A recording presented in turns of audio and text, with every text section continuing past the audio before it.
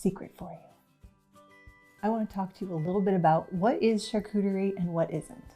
If you've been on TikTok or Instagram or Facebook lately, you may have seen some battles going on in the comments because charcuterie, even in a Bloomberg article, even by restaurants and food people, is being used wrong. And you, my friend, are smarter than that. So we're gonna gang up together. I'm gonna talk a little bit about what is charcuterie and what it isn't. And you're gonna help me spread the word. All right, so let's start with charcuterie means essentially cooked flesh. It's meats, it's cured meats.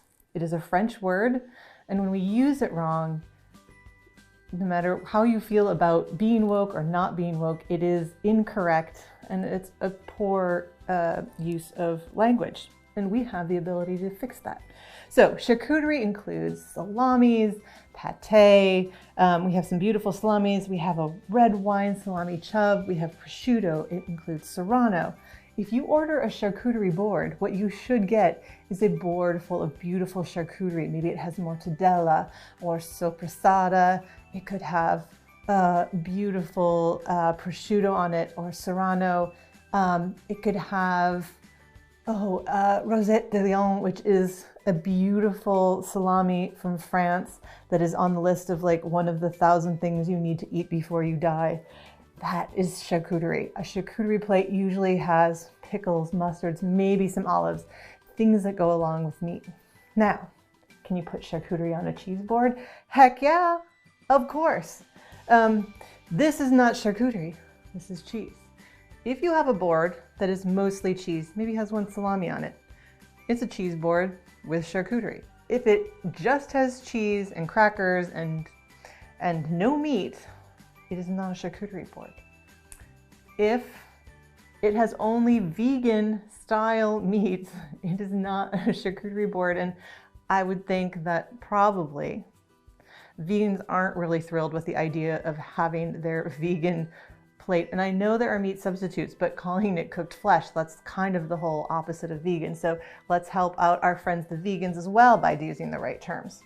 What else is not charcuterie? This is not charcuterie. I can't tell you how many breakfast grazing boards, breakfast boards, brunch boards that have waffles and bagels and lox on them. There's no charcuterie on that board. It's just a delicious breakfast board. Boards are hot, boards are in.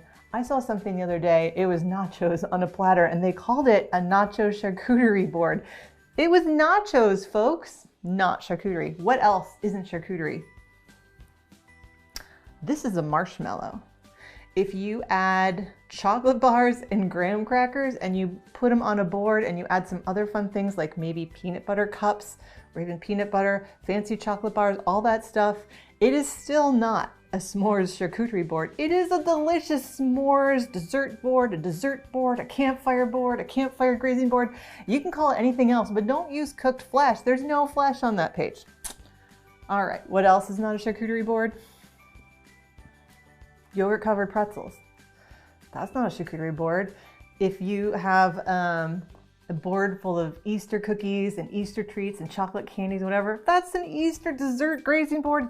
It's a dessert board. It's a Easter bunny brought it board. It's so many things, but it has no cooked flesh on it, no cured flesh. It has no salami, pate. It is not, the meat is not the main part of it.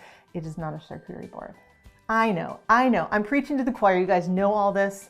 Why do I think this happens? Quite frankly, because if you Google charcuterie board and you Google cheese board, so many people are using charcuterie board wrong. It's cheaper to advertise to you under the wrong name.